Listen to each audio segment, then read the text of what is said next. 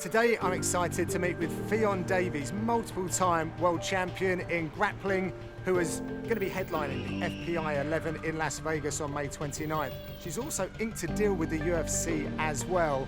From Wales to Ireland to New York, she's now right here in my favourite city in the world, London, where she's training on probably the strongest competitive mats in Europe right now, Los Banditos. Let's go meet her.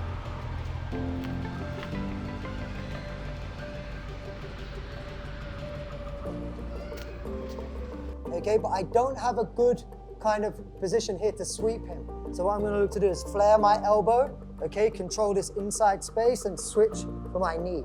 Okay, now when my knee comes in, I can start to direct his head down and away, okay? And this is quite strong. It will be hard for him to drive his head towards me from here when I flare my leg. But I don't try to swing from here. This is important, right?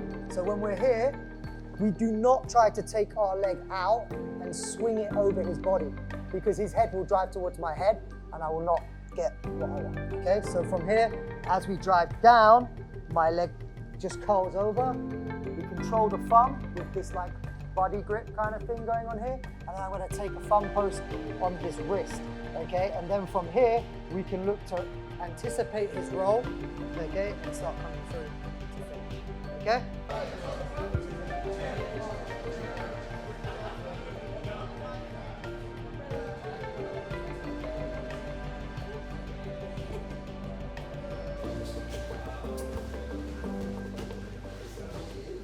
It's fascinating watching Ffion work. Obviously, it's a very accomplished mat here with high-level grapplers, but what they're drilling this morning, there's a lot of small details in there, and I can see Ffion just gets it, just flows effortlessly between all of these positions, whereas some of the others are trying to slow down and break it down, and that's, I think, when you really can see that there are just levels to this.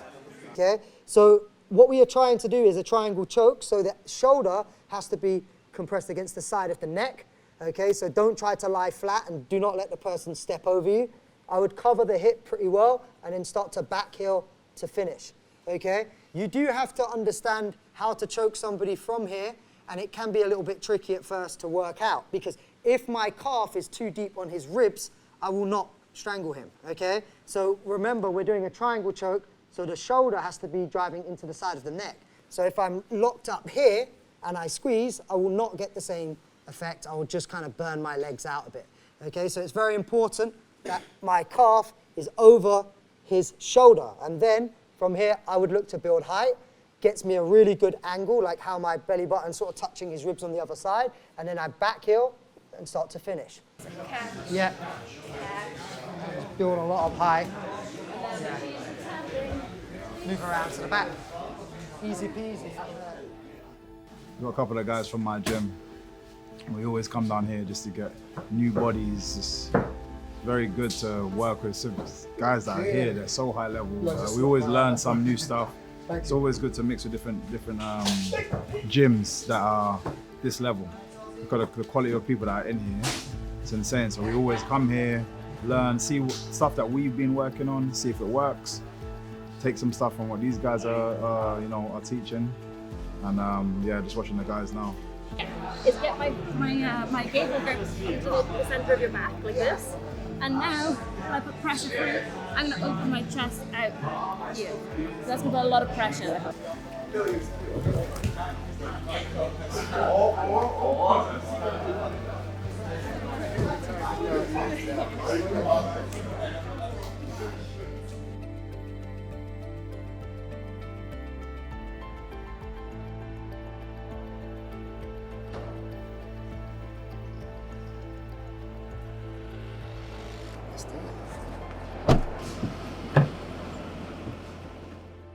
So we've just been at Los Banditos. How did it come about that you're training on their mats? They've only been open since June and you've been there a few months now, is it? Yeah, I moved to London in October.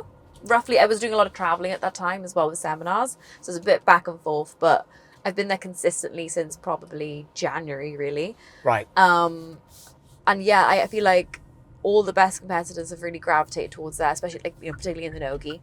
And I feel like Joe is a really phenomenal coach he's like very, you don't really see him or he's very quiet, he's to himself, but he's like he's a brilliant coach, and he's really, really technical.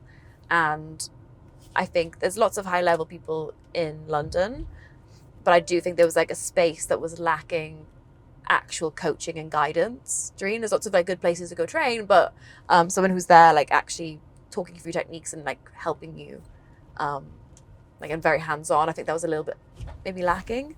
So I think it's no surprise that everyone sort of gravitated towards there, myself included. What do you think makes a good academy to train at?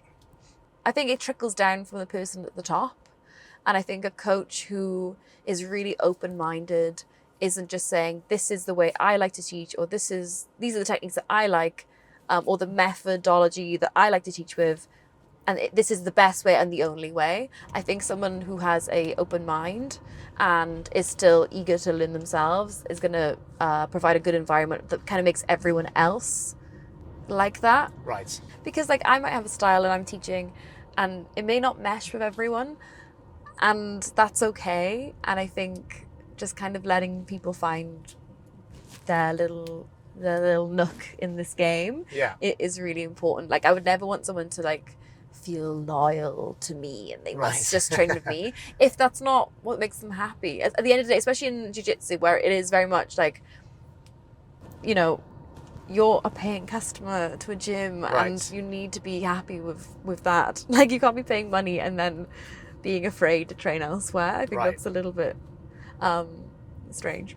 Yeah, no, it's good. No, it's good to hear, because honestly, I feel like from the stories that I've come across, maybe there's been a shift, but years ago, for sure, I just felt like everyone was really grabbing onto their talent, and you couldn't go here. We're a and you couldn't go... family. You're like, oh, are we? Yeah. Well, actually, Or are you a no. cult? I have a family. Yeah. Yeah. So no, it sounds like things are maybe changing. I mean, from my perspective, yes. But I think it's just where I've ended up going towards, because I've come from a judo background. Right. And it was Monday in one place, Tuesday another place, Wednesday in the sports centre, like the Welsh team. And it was very much you'd go to different gyms all the time. And there was also this thing of like, I would just regularly train with people who I would potentially fight in competition. Right. And it wasn't weird to do that. Yeah. And we would be fighting for the same spot on a team a lot of the times. Yeah. So I came into jiu-jitsu and I was deeply confused when people were like, you can't go to this gym because they're 20 minutes away from us. Yeah. And I'm like, and why else? Because it's traitorous. You're a traitor. And I'm like, okay. I don't know if it's that deep. Right. Yeah. So you brought up judo. Yeah. So we're turning back the clock a little bit. So why leave judo, the Olympic sport, and potential gold medals and representing the nation and all of that cool stuff, to then embark on jiu-jitsu, which I'm going to guess here, a very small scene. No one's making money, and I'm not sure anyone really knows what it is at that point in time. Yeah, so it wasn't really like I'm leaving judo to go into jiu-jitsu. I think I had just like come to the end of my tether. I had competed like pretty much every weekend for years and years with this like distant goal of maybe one day trying to go to the Olympics. So it wasn't like a one or the other. It was very much, I think for a lot of reasons. There was one, I was crippled with shyness as a child. We're getting deep now, I'm so sorry. Like I was like pretty much mute. Oh my goodness. I could say yes or no in terms of talking to people. So I was very shy, and I think that made me a little bit of a target for, people don't like different people, especially when you're a kid. Right. So I think the shyness increased because anytime I'd like talk more or like be myself, I noticed the response was kind of like, oh, she's weird, and they make fun of me. So that's when I kind of like just went silent, because like, well, they can't make fun of me if I'm silent. They can. They can make fun of you for being silent. So so I didn't have cruel, they are cruel. So I didn't have a great experience in that regard. It's also a very highly competitive environment. Yeah. Do you think that's because of the association with the Olympics? Yes, it's like we're all fighting for that one spot. It's really hard to build camaraderie And also you are, like I said kind of before, which is like a good thing and a bad thing, I guess, but also hard to explain to kids. You're fighting with a lot of people you're going to compete against. So it's really, again, it's like hard to build a team building environment that I think jiu-jitsu is really great for. What's interesting to me is you're finding a lot of these challenges on multiple different levels, but then you've kind of gravitated towards something that's still quite close.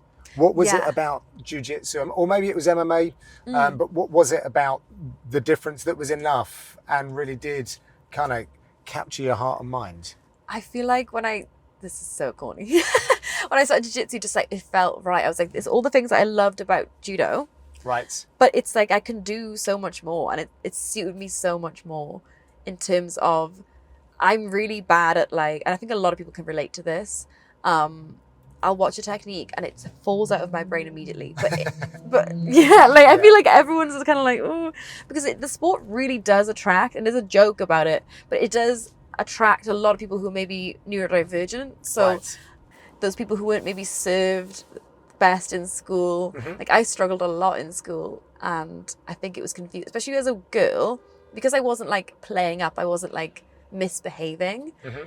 It wasn't like flagged that I was struggling a lot, because like, no, she's fine. She's like, you'll have a conversation. She's like, she's moderately intelligent. But then my like schoolwork was like terrible. Like I'd be like top set in English, bottom set in maths, and it doesn't really make sense. So something was going on there. Right. So when I went into jiu-jitsu, it was the first thing that I ever felt intelligent in.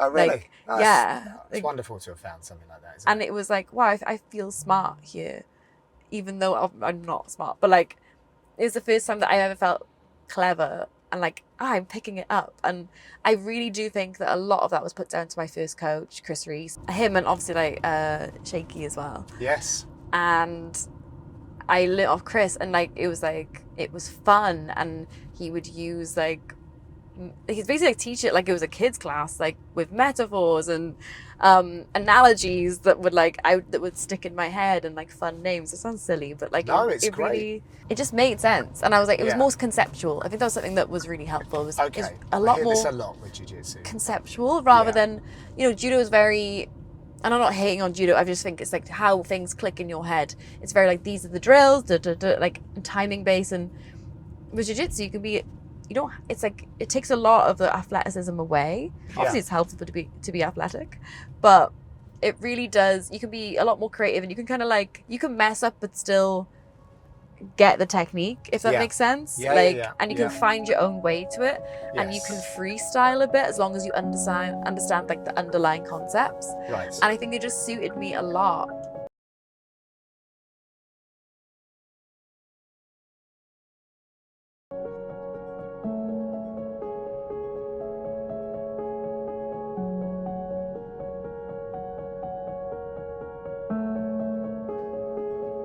So 6,500 square feet. Right. 3 stories. So on the ground floor here, we're going to have call it like a wellness area, but cold plunge, sauna. But yeah, it'll be a really, really nice space to recover. So it should be good. Yeah, I've been living in the sauna like a lizard. So. It'd be nice to have this as like a separate option as well. So there'll actually be people that come in here that don't necessarily do jiu-jitsu straight away. Okay. They'll come in specifically for like the SGP team membership. Right. And then the hope will be that they have to transition past jiu-jitsu all the time. Yeah. An inquisitive nature of just going, Well, isn't that how part of the journey? Ffion will be stood there just going, shepherding. passing through, just checking it out. And they're like, ladies, Yeah. come on with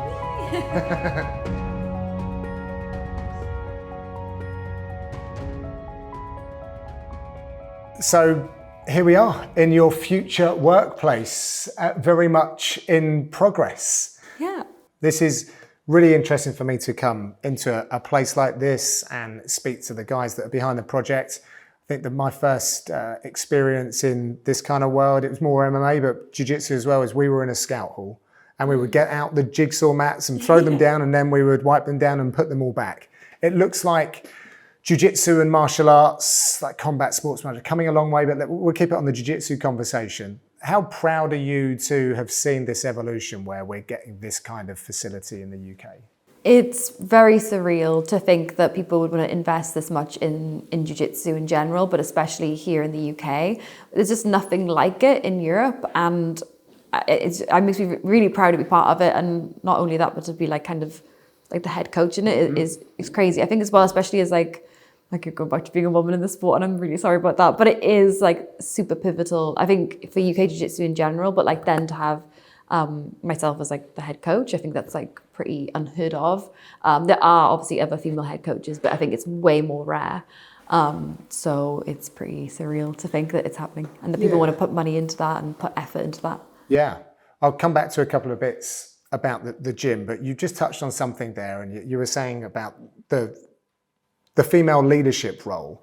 Yeah. Was it important to you on the come up to be that person? Because it comes with a lot of responsibility and people always have something to say. Yeah. So how important has that position been as you've risen and found your place in the world? I think before I used to really try and like shuck it away from myself because it does come with a lot of backlash, particularly when you are outspoken about these kind of things. It makes people uncomfortable. It makes people say that, well, everything is equal now. Why do we need to talk about it? They really dismiss it and they don't see the need for it.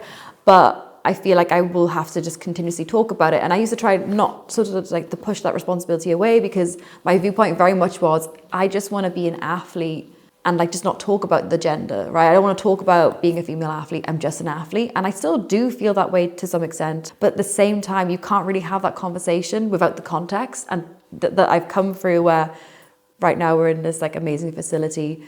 We didn't have those facilities before, but especially for the girls in the sport coming through, we didn't have divisions at one point, right? So to think of how much it's grown, you have to That's so wild, by the way, when I think of like Gabby Garcia.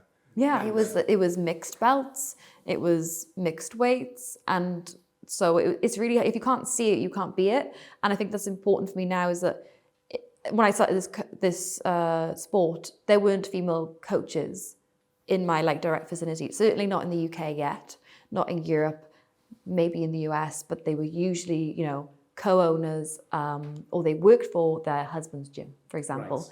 And that's not the case now. There's lots of like female, well, not lots, but more female-led gyms. But it's that thing of like, if you can't see that, how can you envision this, right? So you were asking me previously before about how, oh, did you ever see this? I can't have because it didn't exist. Yeah. So I could never have imagined it. So and now I think of the girls coming through, they can do jiu-jitsu and you see such a huge drop-off rate, especially with women. And for women's sport in general, particularly in your teens, like I dropped out of judo myself in my teens because I couldn't really foresee where this goes, right? Like maybe Olympics, but then what? Then what happens after that? And I think for a lot of girls, when you're being told to not do this, you know, this masculine, male-dominated sport that like, you know, don't be too rough, make sure you're polite, make sure you're pretty and tiny, and, you know, you follow like gender norms. Like to go against that, particularly as a teenage girl, is difficult. Then you're facing all these other things. For example, we don't talk about how the female body changes at puberty versus the guys. So originally it's a level playing field, right? You're both, you know, you're just kids. So you haven't hit puberty yet and you're growing alongside your peers and you're doing well in sport alongside your male peers. And then suddenly there's this body change that happens to you and your male peers where they get spike in testosterone, they get super strong. And your body's completely changed. Your hips have widened, making it harder for you to be more athletic. You've got to relearn how to move in this new body. And of course you're going to drop out because it doesn't make sense to you as a kid that now suddenly the boys have bypassed you. Right. And it doesn't make sense to you anymore. Gotcha. No wonder girls will then move away from the sport with all these factors come through. Because we, you know, of course, women's jiu-jitsu is smaller because think about the pathway to get there, to be involved in it, all these barriers that come up. So I feel like if I can be someone that they can look to as like, okay, well, she did it, so I can follow suit. That's important to me. Yeah. You said something interesting where this is different to anywhere else. Now you've travelled around competing and obviously training across the globe. What makes this place different? I think just the level of facility and the level of coaches all in one place. Right. Is quite crazy. I've not seen anything like, I mean, obviously you got the very big gyms in the US that you could compare, but in terms of facility as well, I can't think of any, maybe correct me if I'm wrong, but I feel like for the UK, it's quite crazy to have this. And I feel like anyone I've talked to has just been like, when can I come? When can I Yeah. check this place out? There's a lot of people are really skeptical. They don't like how there's so many coaches and stuff like that. They like don't really understand how it's going to work. I think it's really roused up a lot of curiosity, which I'm excited, and I'm really excited to see how it all pans out. I'm just like, I have total confidence in how it's going to go because of just talking to the guys, and we had like a little coaches retreat, and yeah, I think it's just going to be insane. Yeah, I'm looking forward to it. So before we get to that, you have another huge opportunity. I mean, what a year, right? What a year. Yeah. UFC Fight Pass, headliner, FPI 11. So tell me a little bit more about the headline attraction and perhaps the history between you and Adele. So we fought, I guess it's 3 years ago now. Oh my gosh, time is flying. We fought 3 years ago at ADCC. Obviously not the one that I wasn't in and that she won. But we fought in the first round. I ended up winning that match. And then now, to speeding ahead, but last year there was the most recent ADCC. She got double gold. I withdrew to make a statement for athlete pay and fought on CGI instead. And I won my match against Mackenzie Dern. And so I guess now it's that thing of like, what would have happened if I was in that division? And now it's almost a year ahead. So we've both grown and changed skill-wise and developed since we last fought as well. Yeah. So I think it's a match that I think a lot of people want to see. And I will say, I think we both are very aggressive in our games and very submission orientated. What parts of your game should Ffion fans get excited about seeing this time around that perhaps we haven't associated with you in previous competitions? I think I really get pigeonholed as just like a guard passer, but like, why not? It's like, it makes sense to me. I want to be on top. I want to do takedowns. I want to be on top of my partner. I love it. It's a dream outcome then on May 29th. What does it all look like? It's a submission, obviously. I always want to get a submission.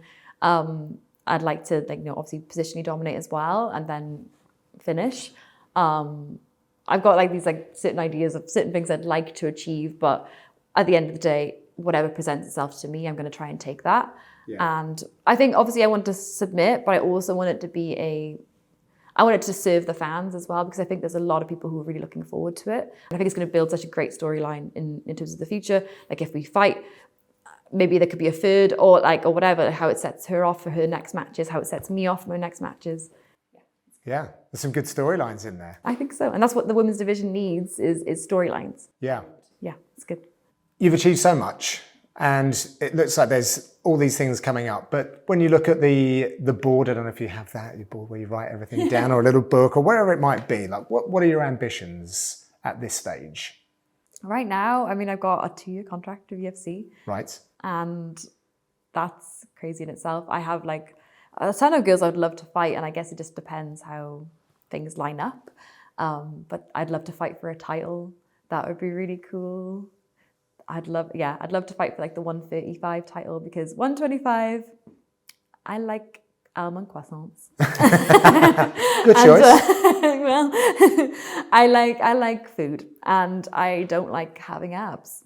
Right. That doesn't appeal to me.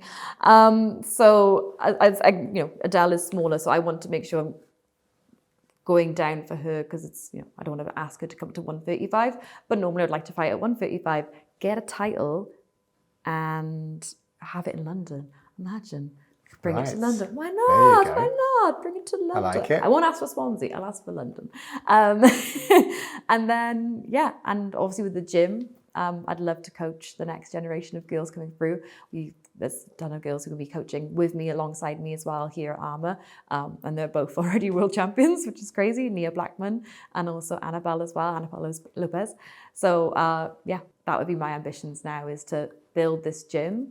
And also it's going to be a great facility for me to be able to focus and get ready for my matches with the UFC. Yeah, love it.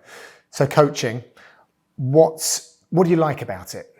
And that sounds like a pretty obvious question, but I think there are different answers in there.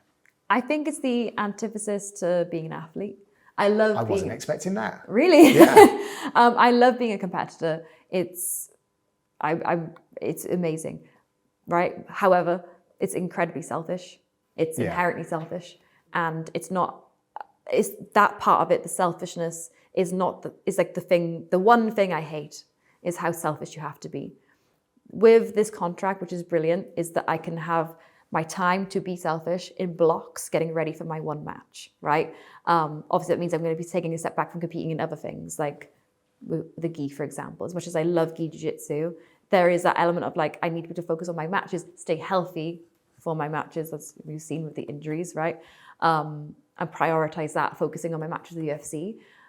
And to coach someone, you have to give your all to them. There are people who can do both, and that is amazing. I think to be a fully, as good a coach as you can be, I do think you have to just give yourself to that person. And I take more joy in helping someone else fulfill their dreams than I do for myself. Right. And I know that's really corny, but it's also true, because like being self-obsessed is not healthy and it's not fulfilling.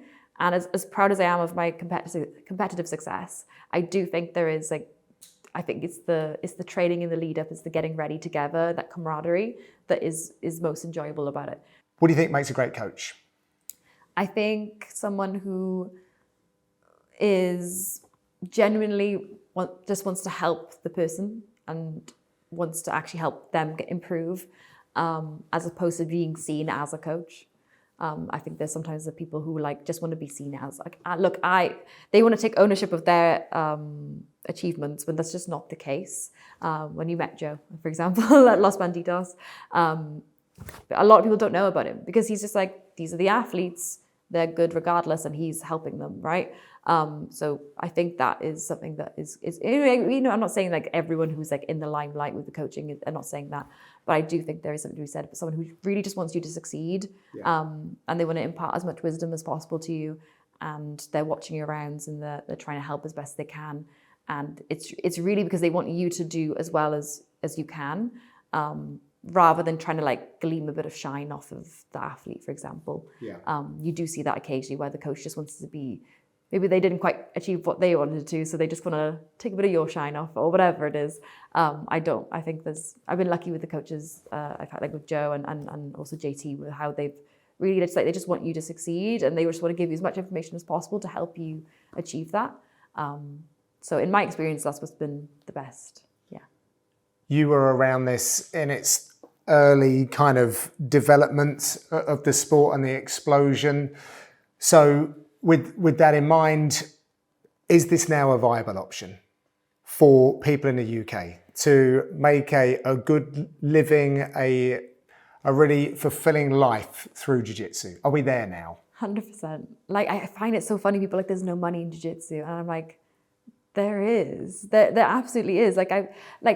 Eventually, before all these opportunities, like the UFC contract and now Armour, it was like, okay, I had to do seminars, but that's the best lifestyle ever. Getting around to travel the world, teaching seminars, and people are like, I want to teach me the moves you did in a tournament. That's the coolest thing ever. That's the best job in the world, I think. And now having, again, to teach at the gym, obviously, yes, okay, you're not purely an athlete, but you can purely be an athlete if you want to. There's athlete sponsorships, way more interest in the sport as a whole. And now organizations like UFC, that's only going to draw more brands that want to be associated with you because you're part of a huge organization. Yeah. And the growth of the sport is actually so exciting to see. I feel like there's so many lifestyle brands that are associated with it, the way that it has the gear sponsorships and things like that. And I feel like there's more money than ever in jiu-jitsu. And I feel like before it was you have to go into MMA. Yeah. Now I don't think that's the case anymore. Yeah. I mean, you can, for sure. It'd be still a great segue. Yeah. But if that's not what you want to do, you can stay in jiu-jitsu and still thrive, for sure. Before I let you go, what's the one thing that you want to see from jiu-jitsu to really kick it on into the mainstream and just provide an even bigger environment for people?